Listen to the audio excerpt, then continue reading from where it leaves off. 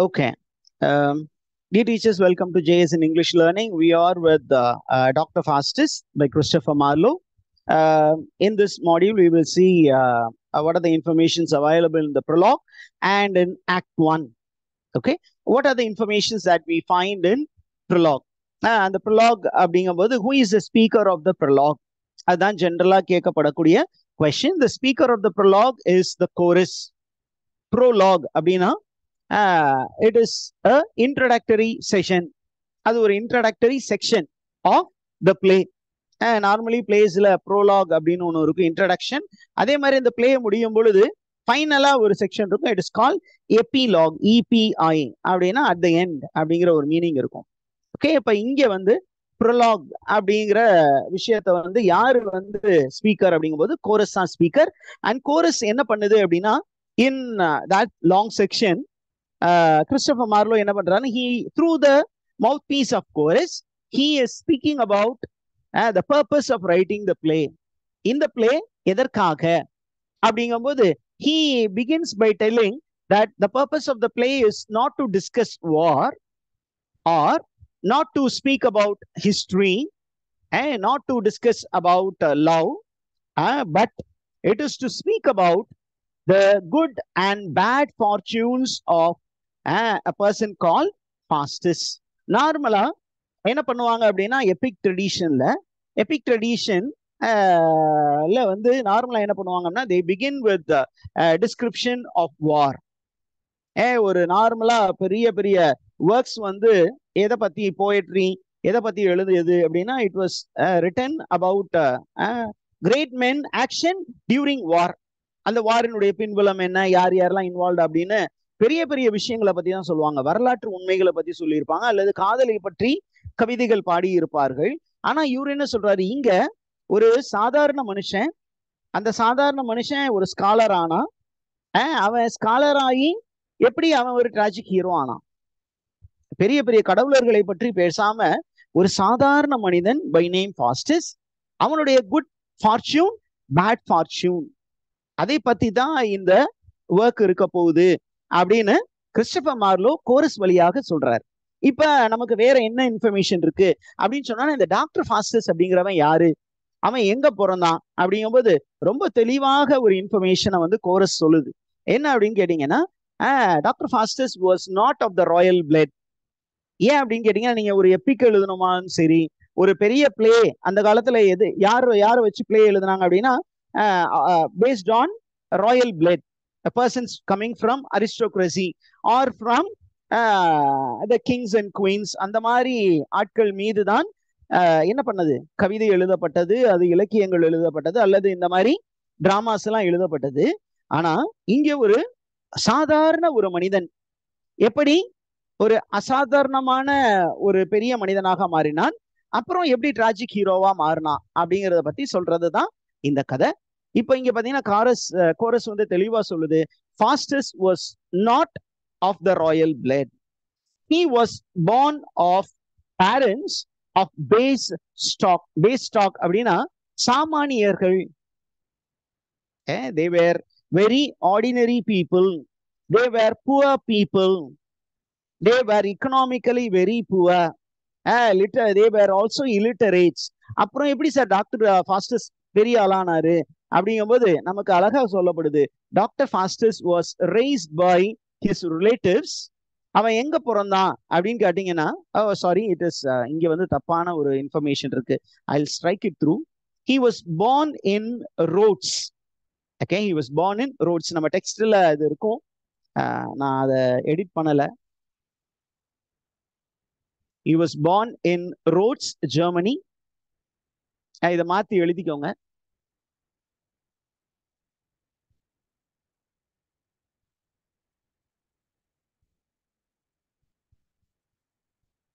He was born in Rhodes, Germany, and then he moved to Wittenberg, another place, another region, and there he became a scholar. Because of his relatives, they funded his studies and he became a doctor in divinity. இறையியல் வல்லுநராக மாறினார் அப்படிங்கிற ஒரு விஷயம் சொல்லிட்டு இப்படி பெரிய ஆளா மாறிய அவன் என்ன ஆனா அப்படின்னு பார்த்தீங்கன்னா, like the Greek Icarus who strove to mount above his reach, he ended studying black magic, and because of studying black magic, he became a tragic hero. இது சும்மா ஒரு ஜென்ரல் இன்ஃபர்மேஷனுக்காக தான் நம்ம என்ன பண்ண போறோம் அப்படின்னா, இப்போ ஒரிஜினல் டெக்ஸ்ட்டுக்கு போக போறோம். ஒரு செக்ஷன் இங்க சம்மரி செக்ஷன், அப்புறம் ஒரிஜினல் செக்ஷன். அப்படி போனோம்னா you will be able to correlate and get all the informations. Now I am going to the original text. Where is the original text?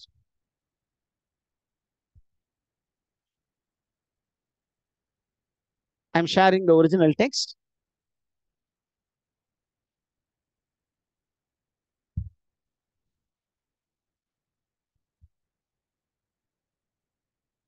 I think I have shared it already in the Google Classroom.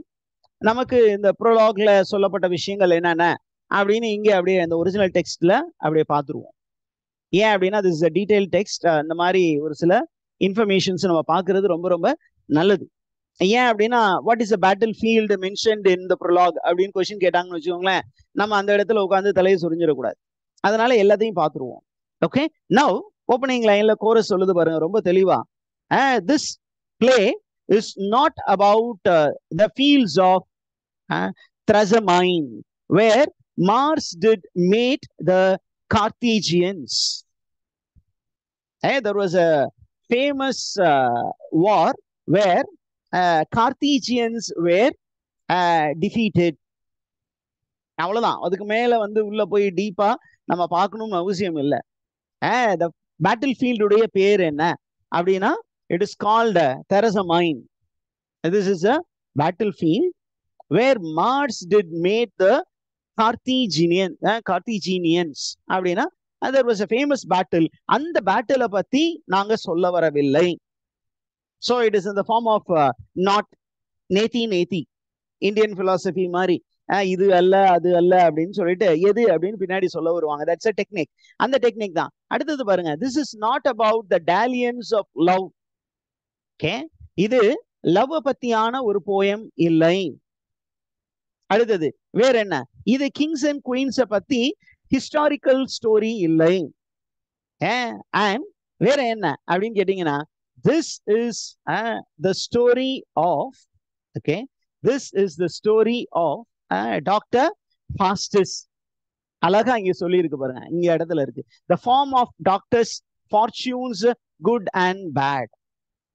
இந்த play எதை பத்தி அப்படின்னா, we are going to speak about the fortunes of a certain gentleman.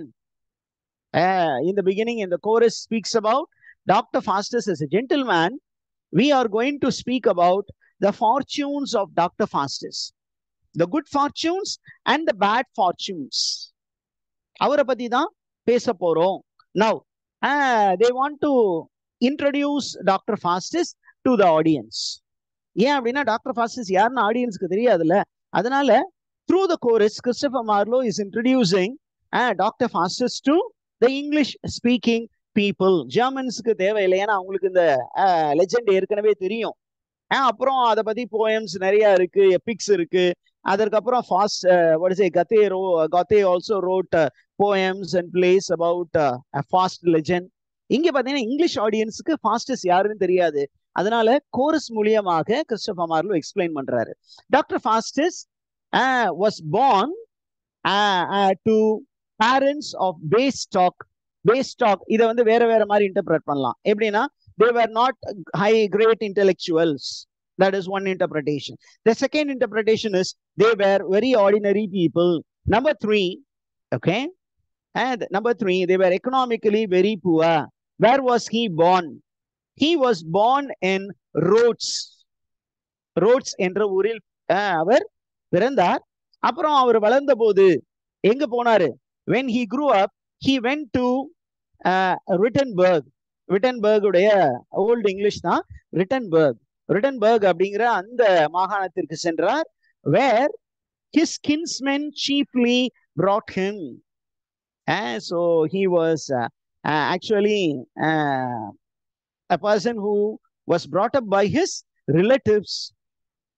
So they were the they were fostering him. And what was the good fortune அப்படின்னா, he became an intellectual man by studying divinity. இறையியல் படித்தார். இறையியல் படிச்சுட்டு என்ன பண்ணாரு? He became a scholar and he also got doctorate. டாக்டரேட்டும் வாங்கிட்டாரு. Doctorate பட்டம், ஒரு டாக்டரேட் பட்டம் இல்ல, நிறைய டாக்டரேட் பட்டம் வாங்கியிருப்பாரு போல இருக்கு. And look at this point, ரொம்ப இன்ட்ரெஸ்டிங்கான பாயிண்ட்.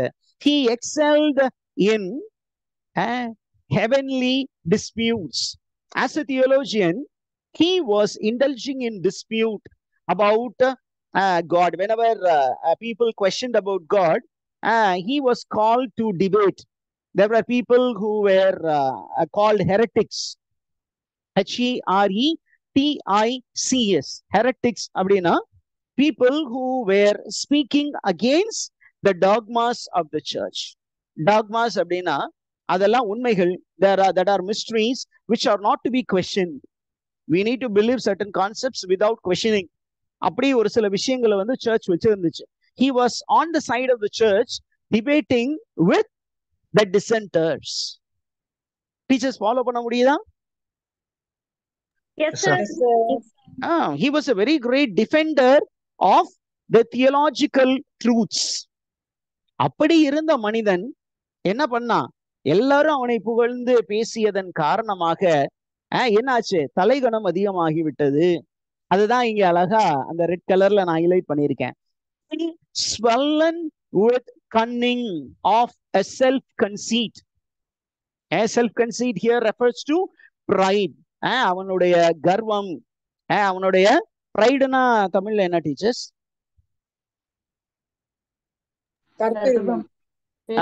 தற்பெருமை. ஓகே, தற்பெருமைன்னு வச்சுக்கோமே. கன்சீட், தற்பெருமை அவனது கண்ணை மறைத்தது. அவன் என்ன பண்ணா? he thought he can become God. He wanted to be immortal. அப்ப அவன் எப்படி நடந்துகிட்டான் அப்படின்னுங்கிறதுக்கு ஒரு allusion இருக்கு. Here is a allusion. Here is a allusion. Allusion என்னன்னு சொன்னோம்? What is this literary device? Reference. Here is a reference, Greek reference. இங்க பாத்தீங்கன்னா அழகா Greek reference கொண்டு வந்திருக்காரு.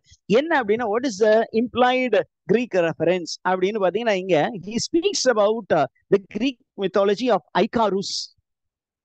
Greek mythology of Icarus. Icarus யாரு?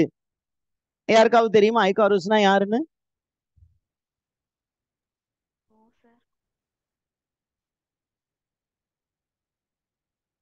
Any information about Icarus? No, sir.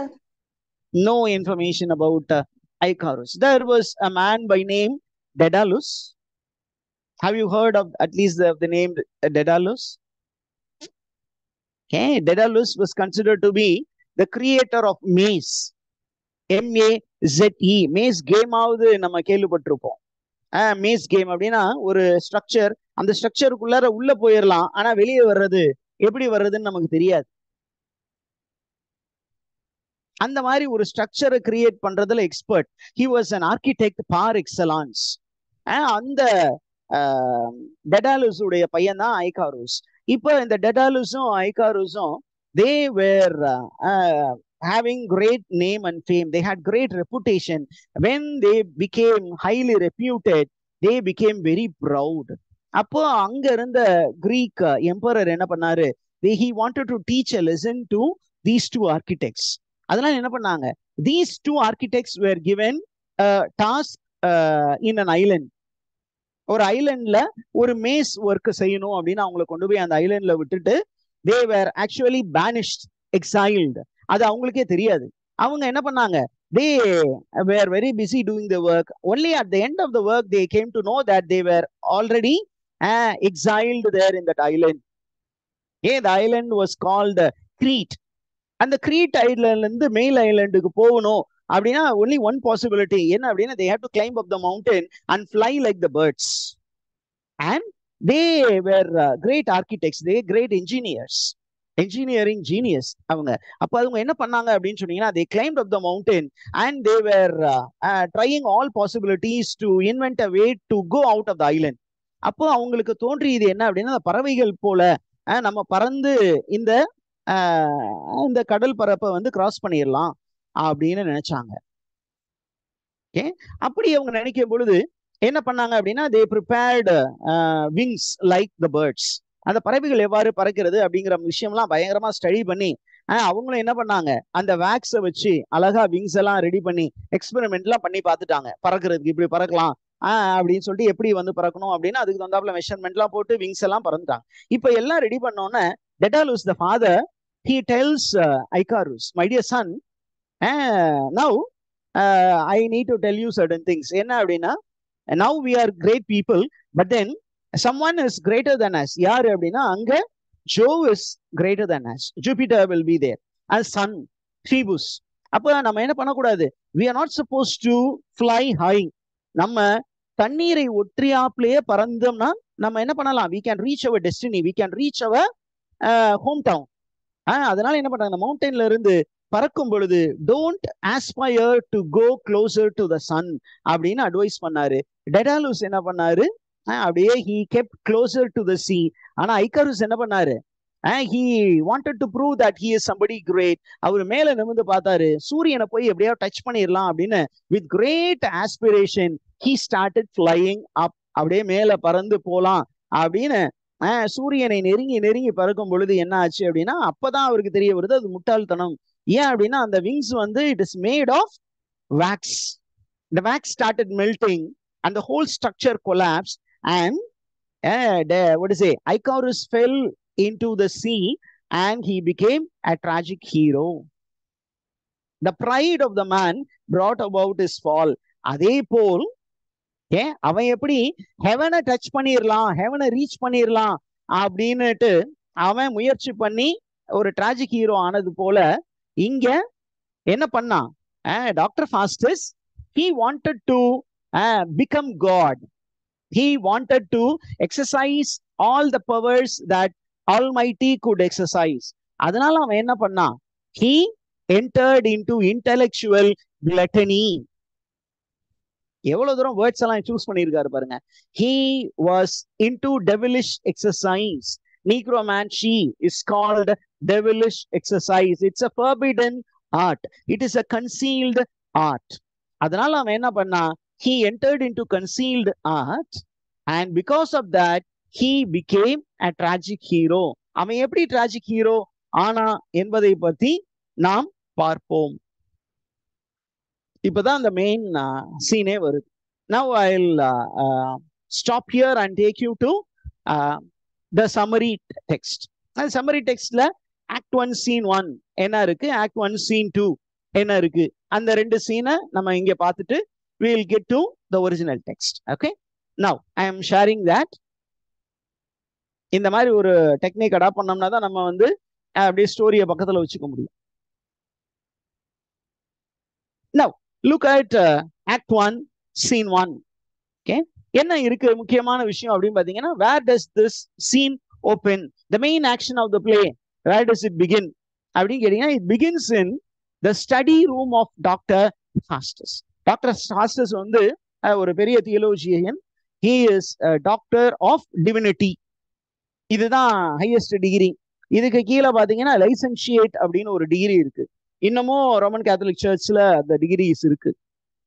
Okay, doctor of divinity, அதாவது நம்ம என்ன சொல்லுவாங்கன்னா, கீழே bachelor of philosophy, master of philosophy, PhD in philosophy, அதற்கப்புறம் bachelor of theology, master of theology, அதற்கப்புறம் licentiate, doctorate. Okay, licentiate, doctorate. இந்த licentiate அப்படின்னா அந்த ரோமன் யூனிவர்சிட்டிஸ்ல படிக்கணும். அந்த ஃபர்ஸ்ட் ஒரு டிகிரி, அந்த டிகிரிக்கு மேல நம்ம சொல்றோம்ல போஸ்ட் டாக்டரல், அந்த போஸ்ட் டாக்டரல் வாங்குறதுக்கு பேர் தான் டிவினிட்டி, டாக்டர் ஆஃப் டிவினிட்டி. அப்ப இவன் வந்து தன்னுடைய ஸ்டடி ரூம்ல உட்கார்ந்து என்ன பண்றான் அப்படின்னா, he is very much upset that he has mastered all forms of knowledge. எல்லா ஃபார்ம்ஸ் ஆஃப் நாலேஜையும் படிச்சாச்சு, இதற்கப்புறம் படிக்கிறதுக்கு என்னடா இருக்கு. ஓகே, நமக்கும் அந்த மாதிரி ஒரு சேச்சுரேஷன் ஸ்டேஜ் வரணும் டாக்டர் ஃபாஸ்டஸ் மாதிரி. ஓகே, நான் பிஜிடிஆர்பிக்கு ப்ரிப்பேர் பண்ணிட்டு இருக்கிறேன், இருக்கிற எல்லா மெட்டீரியலையும் படிச்சுட்டேன், படிக்கிறதுக்கு ஒன்றும் இல்லை, ஏதாவது புக்கு பப்ளிஷ் பண்ணுங்கடா அப்படின்னு கேட்குற அளவுக்கு நம்ம ப்ரிப்பேர் பண்ணணும். அப்போ இவன் என்ன பண்றான், ஹி இஸ் அப்படியே ஒவ்வொரு சப்ஜெக்டா எடுத்து என்ன சொல்றான், இந்த சப்ஜெக்ட், இந்த what is the purpose of this subject, it is useless, I have mastered it அப்படின்னு எல்லாத்தையும் சொல்லிட்டு ஃபைனலா என்ன வர்றான், அவன் டேபிள்ல எல்லா புக்ஸும் இருக்கு. ஒவ்வொரு புக்கை பார்க்கும்போது அந்த புக்கோட ரிலேட்டடான ஒரு கேரக்டர் அவனுக்கு அதை பத்தி பேசுவான். And the purpose of that particular discipline அதை பத்தியும் பேசுவார். பேசி முடிச்சுட்டு இது நான் மாஸ்டர் பண்ணிட்டேன், it is not so interesting, so let me move on to the next discipline. அடுத்த அவனோட லைப்ரரியில இன்னொரு டிசிப்ளினோட புக் இருக்கு, அப்ப அந்த டிசிப்ளினை பத்தி பேசுவார். இப்படியே பேசி பேசி லாஸ்டா he comes to the Jerome's Bible, Vulgate Bible. அந்த வல்கேட் பைபிள்ல எடுத்துட்டு அதுல ஒரு கான்ட்ரடிக்ஷன் இருக்கும். அந்த கான்ட்ரடிக்டரி ஸ்டேட்மெண்ட்ஸ் வந்து இங்க சம்மரியில எல்லாத்தையுமே கொடுத்துட முடியாது, அதனாலதான் நான் ஒரிஜினல் டெக்ஸ்ட பக்கத்துல வச்சுக்கிறேன். அந்த கான்ட்ரடிக்ஷன் பைபிளுக்குள்ளரே கான்ட்ரடிக்ஷன் இருக்கு. அப்ப இந்த கான்ட்ரடிக்ஷன் வந்து இப்படியே அவங்களுக்குள்ளரே கான்ட்ரடிக்ஷன் இருக்கும்போது எப்படி இவங்க நம்மளை கடவுளுக்கு பக்கத்துல கூட்டிட்டு போவாங்க? அதனால I don't want divinity. Let me practice the heavenly art of necromancy. எதுக்காக necromancy படிக்கணும் அப்படின்னா, according to the informations given by Valdez and Cornelius, necromancy படிச்சா you will have complete power over the spirits. Okay, the dead beings உடைய spirits இருக்கு இல்லையா, அது கம்ப்ளீட்டா உங்களுக்கு அடிபணியும். அது அதன் உதவியோடு நீங்க என்ன பண்ணலாம், அந்த உலகத்துல பெரிய அளவுக்கு மாற்றம் கொண்டு வரலாம் அப்படின்னு அவங்க சொல்லி இருக்கிறாங்க. அதனால இவன் என்ன சொல்றான், he wanted to experiment that. Okay, அப்போ இவன் அந்த முடிவு செய்யும் பொழுது அந்த குட் ஏஞ்சல் பேட் ஏஞ்சல் வந்து அவனை, குட் ஏஞ்சல் வந்து நல்ல கடவுள் பக்கமும், பேட் ஏஞ்சல் வந்து நீ கண்டினியூ பண்ணு அப்படின்னு அவனை சொல்லும். இப்ப அவன் என்ன பண்ணுவான் அப்படின்னு சொன்னீங்கன்னா, he will send Wagner to bring Valdez and Cornelius. They will come and they will speak about the greatness of black magic, and they will also teach Dr. Faustus how to do the incantation. Incantation அந்த மந்திர வார்த்தைகள்லாம் எப்படி pronounce பண்ணணும், அதுக்கு முன்னாடி அந்த diagrams எல்லாம் போடணும் இல்லையா, நம்ம அந்த மாந்திரிக வேலையெல்லாம் செய்யணும்னு வச்சுக்கோங்களேன். அதுக்கு வந்து இந்த ட்ரையாங்கிள், இன்வெர்டட் ட்ரையாங்கிள், அப்புறம் first circle, second circle, third circle, அந்த மாதிரி விஷயங்கள், என்னென்ன மாதிரி மந்திரங்கள், என்னென்ன புஸ்தகங்கள் நம்ம கையில இருக்கணும், எல்லாமே ரிலீஜியஸ் புக் தான், sacred books, but all those words have to be reverse. Okay, இது எல்லாமே ரொம்ப இன்ட்ரெஸ்டிங்கா இருக்கும் நீங்க ஒரிஜினல் டெக்ஸ்ட ஃபாலோ பண்ணும் பொழுது. ஓகே, அதுங்க என்ன பண்றாங்க, பிளாக் மேஜிக் சொல்லி முடிச்சுட்டு போறாங்க. அவரு அந்த ஃபர்ஸ்ட் ஆக்ட் 1 சீன் 1 முடிவுல doctor Faustus plans to conjure for the first time. அந்த மேஜிக் பண்ணி பார்ப்போம். எங்க பார்ப்போம் அப்படின்னா, பக்கத்துல ஒரு சின்னதா ஒரு குரு இருக்கு, ஒரு தோட்டம் இருக்கு. அந்த தோட்டத்துல நைட் டைம்ல போய், ஏன்னா night time is a good time for conjuring to bring out about the spirit of the dead. அதனால நைட் போய் பிராக்டிஸ் பண்ண போறேன். இந்த தகவலை எனக்கு நீங்க சொல்லி கொடுத்தது நன்றி, லெட்ஸ் ஹாவ் a dinner அப்படின்னு சொல்லிட்டு அவங்க எல்லாமே டைன் பண்ணிட்டு இருக்காங்க. அந்த நேரத்துல you have act 1 scene 2. அங்க பாத்தீங்கன்னா ரெண்டு ஸ்காலர்ஸ் வந்து, they are maybe ones who were the students of Dr. Faustus. They have a heated argument on a theological topic. அப்ப அவங்க என்ன பண்றாங்க, இந்த ஹீட்டட் டிபேட்டை ஒரு எண்டுக்கு கொண்டு வரணும் அப்படின்னா, இந்த பக்கா கிளாரிட்டி யாருக்கிட்ட கிடைக்கும் அப்படின்னா டாக்டர் ஃபாஸ்டஸ்ட கிடைக்கும். அப்ப டாக்டர் ஃபாஸ்டஸ பார்க்க போறாங்க. அங்க பார்க்க போனா அவங்க, அவர் டாக்டர் ஃபாஸ்டஸ் ஏற்கனவே பிஸியா வால்டஸ் கார்னலியஸோட பேசிட்டு இருந்துட்டு he is taking his dinner. அப்ப வெளியில வேக்னர் நிக்கிறாரு. வேக்னர் வந்து அவங்களும் வேக்னரும் பேசுறாங்க. இந்த சீன்ல பாத்தீங்கன்னா வேக்னர் எப்படிப்பட்ட மனிதன் அப்படின்னு நமக்கு தெரியும். அப்புறம் அந்த ரெண்டு ஸ்காலர்ஸ் they are licentiatesன்னு தெரியும். அந்த லைசன்ஷியேட்ஸ் இவர்கிட்ட கேக்குறாங்க, அவர் எப்படி சுத்தி வளைச்சு பதில் சொல்றாரு. சுத்தி வளைச்சு இது மாதிரி வால்டஸ் கார்னலியஸோட என் மாஸ்டர் பேசிட்டு இருக்காருன்னு they are very much alarmed. ஐயோ, ஏற்கனவே அவங்க மோசமானவங்க, அவங்க வந்து பிளாக் மேஜிக் பிராக்டிஸ் பண்றாங்க, ஒருவேளை நம்ம மாஸ்டரும் doctor Faustus is an asset to the church. Okay, இவரும் பிளாக் மேஜிக் பிராக்டிஸ் பண்ணுவார் போல இருக்கு. வாங்க நாம போய் விட்டன்பர்க் யூனிவர்சிட்டியுடைய ரெக்டர்கிட்ட இந்த இன்ஃபர்மேஷனை சொல்லுவோம், அவர் மூலியமாக டாக்டர் ஃபாஸ்டர்ஸுக்கு கவுன்சிலிங் கொடுப்போம் அப்படின்னு சொல்லி 2 பேரும் ஓடுவதாக இந்த சீன் முடிக்கப்பட்டிருக்கும். Okay, I'll stop the recording.